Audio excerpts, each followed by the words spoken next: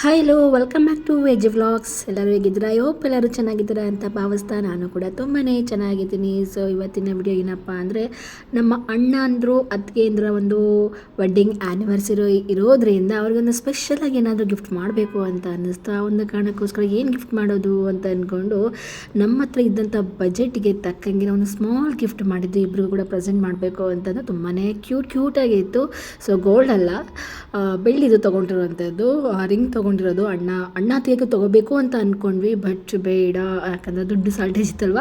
So ಹಾಗಾಗಿ ನಮ್ಮ ಇಬ್ಬರು ಅತ್ತಿಗೆಯಂದ್ರಿಗೆ ತೊಗೊಂಡ್ವಿ. ಅದನ್ನು ನಮ್ಮ ಅಣ್ಣಂದ್ರು ಹಾಕಬೇಕು ಅನ್ನೋದು ನನ್ನ ಆಸೆ ಆಗಿತ್ತು. ನನ್ನ ಹಸ್ಬೆಂಡ್ ಕೂಡ ಅದೇ ರೀತಿಯಾಗಿ ಮಾಡಿದರು. ಸೊ ಇದು ಸಾಟರ್ಡೇ ಈವ್ನಿಂಗ್ ತೊಗೊಂಡದ್ದಂತು, ನೈಟ್ ತೊಗೊಂಡಿದ್ದು.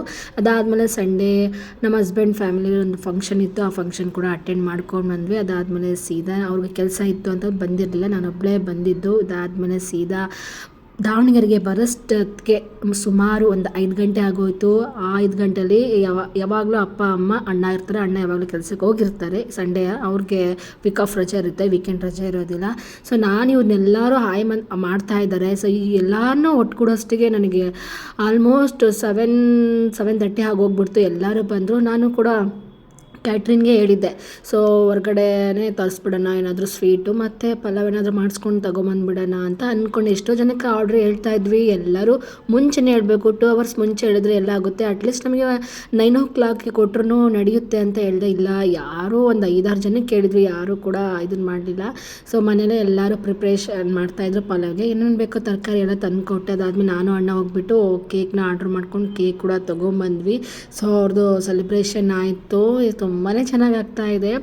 15 ವರ್ಷ ನಮ್ಮ ಅಣ್ಣಂದ್ರ ಜೊತೆಗೆ ನಮ್ಮ ಅತ್ತಿಗೆಯವರು ಜೀವನ ಮಾಡಿರುವಂಥದ್ದು.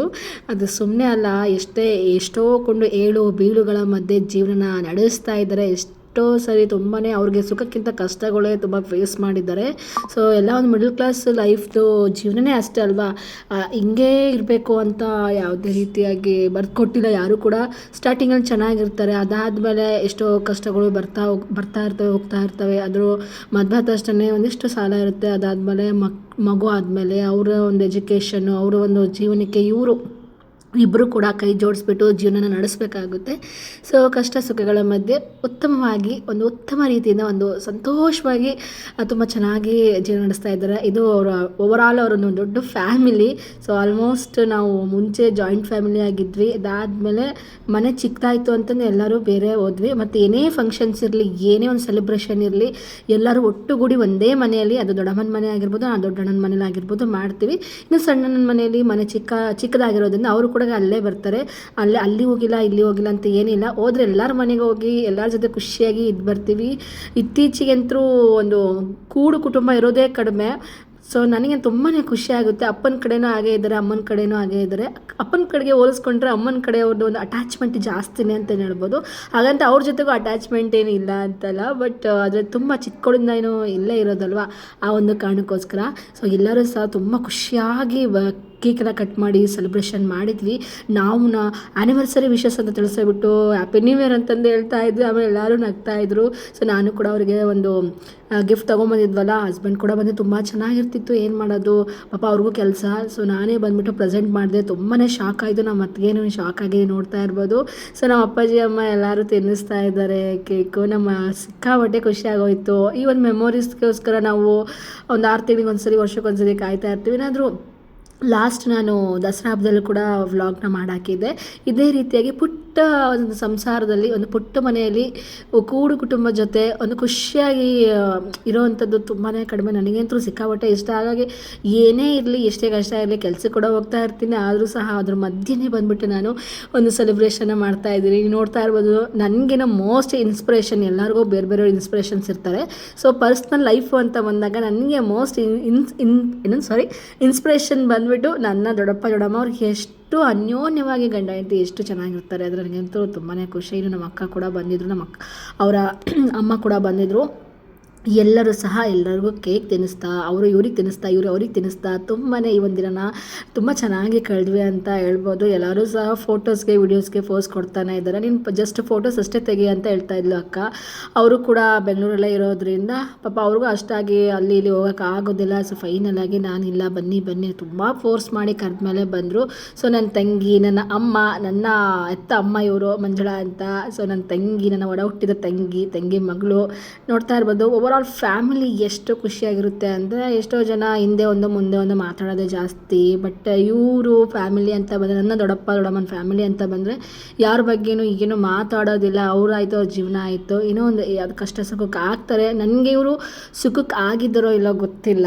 ಬಟ್ ನನ್ನ ಕಷ್ಟದ ದಿನಗಳಲ್ಲಿ ಎಷ್ಟೋ ಸರಿ ಕಷ್ಟಗಳಿಗೆ ಆಗಿದಂತಹ ಫ್ಯಾಮಿಲಿ ಇದು. ನನಗೆ ತುಂಬಾ ಖುಷಿಯಾಗುತ್ತೆ. ನಾನು ಇವ್ರಿಗೆ ಚಿರಋಣಿ ಆಗಿರ್ತೀನಿ. ಇವ್ರಿಗೆ ನನಗೆ ಯಾವೊಂದು ರೂಪಾಯಿನೂ ಸಹಾಯನೋ ಬೇಡದಾಗಿರ್ಬೋದು, ಬೇಡೋದು ಇಲ್ಲ ಅಂದರೆ ಕೇಳೋದು ಇಲ್ಲ. ಆದರೆ ಇವರ ಒಂದು ಫ್ಯಾಮಿಲಿ ಜೊತೆಗೆ ಇರಬೇಕು, ಅವರ ಮನೆಯಲ್ಲಿ ನಾನು ಒಬ್ಬಳಾಗಿರಬೇಕು ಅಂತಂದು ತುಂಬ ಇಷ್ಟಪಡ್ತೀನಿ ನನ್ನ ಕೊನೆಯೋಸ್ತ್ರಿ ಇರೋವರೆಗೂ.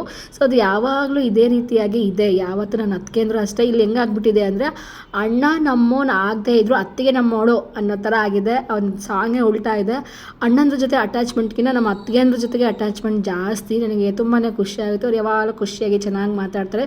ಒಂದು ದಿವಸನೂ ನಾನು ಎಷ್ಟೋ ಸಲ ಅವರಿಗೆ ಸ್ಟ್ರಿಕ್ಟಾಗಿ ಹೇಳ್ತಾ ಇದ್ದೆ ಹಂಗೆ ಹಿಂಗೆ ಅಂತ. ಅವ್ರು ಯಾವುದಕ್ಕೂ ನನಗೆ ಬ್ಲೇಮ್ ಮಾಡಿದೆ, ಅದನ್ನೆಲ್ಲನೂ ಅಕ್ಸೆಪ್ಟ್ ಮಾಡಿಕೊಂಡು ತುಂಬಾ ನನ್ನ ಜೊತೆಗೆ ಖುಷಿಯಾಗಿರ್ತಾರೆ. ಅದಕ್ಕೆ ನನಗೆ ಅತ್ತಿಗೆಂದ್ರು ತುಂಬ ಇಷ್ಟ ಆಗ್ತಾರೆ. ಅವ್ರ ಮಕ್ಕಳು, ಅಳಿಯಂದರು, ನನಗೆ ಸೊಸೆ ಇವರೆಲ್ಲ ತುಂಬಾ ರೆಸ್ಪೆಕ್ಟ್ ಮಾಡ್ತಾರೆ, ತುಂಬಾ ಚೆನ್ನಾಗಿರ್ತಾರೆ.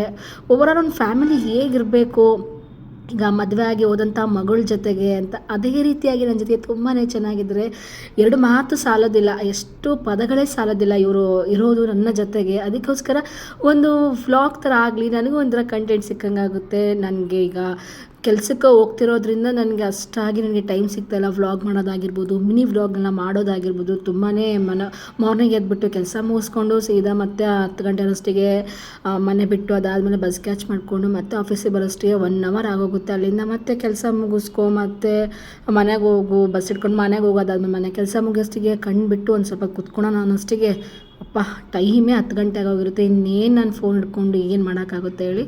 ಸೊ ಅದಕ್ಕೋಸ್ಕರ ವ್ಲಾಗ್ ಏನು ಮಾಡಿರಲಿಲ್ಲ. ಈ ಸಂಡೇ ಅಂತಂದು ವ್ಲಾಗ್ ಮಾಡಿದೆ. ಇನ್ನು ಫೈನಲ್ ಎಲ್ಲ ಮುಗೀತು. ಅಮ್ಮ, ಅತ್ತಿಗೆ ಅಂದರು, ಅಮ್ಮ, ದೊಡ್ಡಮ್ಮ ಎಲ್ಲರೂ ಅಡುಗೆ ಮಾಡ್ತಾಯಿದ್ದಾರೆ.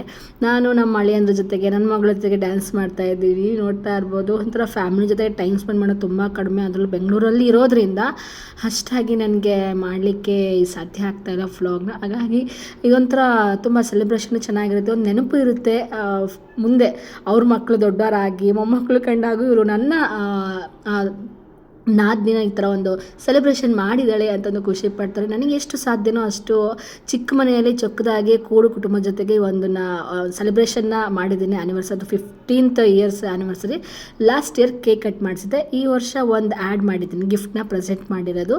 ನೆಕ್ಸ್ಟ್ ದೇವರ ದಯೆಯಿಂದ ನನಗೇನಾದರೂ ಇನ್ನೂ ಸ್ಯಾಲ್ರಿ ಜಾಸ್ತಿ ಆಗಿರ್ಬೋದು, ಅಥವಾ ಇನ್ನೂ ಎಲ್ಲನೂ ಪ್ರಾಬ್ಲಮ್ಸ್ ಎಲ್ಲ ಸಾಲ್ವ್ ಆಗಿ ಯಾವುದೇ ರೀತಿ ತೊಂದರೆ ಇಲ್ಲ ಅಂತ ಅಂದಾಗ ಗೋಲ್ಡ್ ಕೂಡ ಮಾಡುವಂತಹ ಕೆಪಾಸಿಟಿ ದೇವ್ರು ಕೊಡಲಿ ಅಂತಂದು ಬಯಸ್ತೀನಿ. ದೇವ್ರು ನನ್ನ ಜೊತೆಗಿದ್ರೆ ಸಾಕು, ಅದಕ್ಕಿಂತ ಬೇರೆ ಇನ್ನೇನು ಬೇಡ.